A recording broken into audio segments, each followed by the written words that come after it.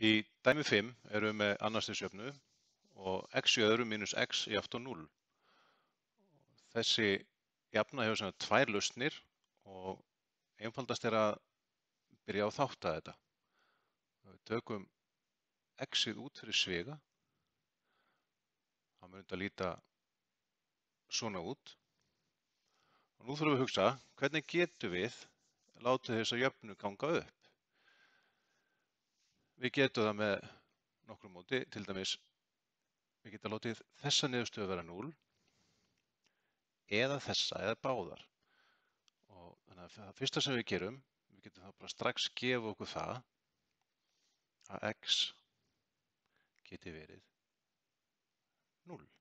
Og þá gengur jafnan upp, sem sagt. 0 sinnum svigin x mínus 1 er þá jafnt á 0.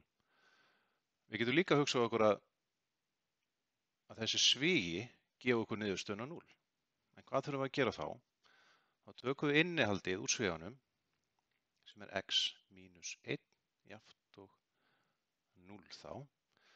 Þá þurfum við að hugsa hvernig getum við þá einangrað x-ið.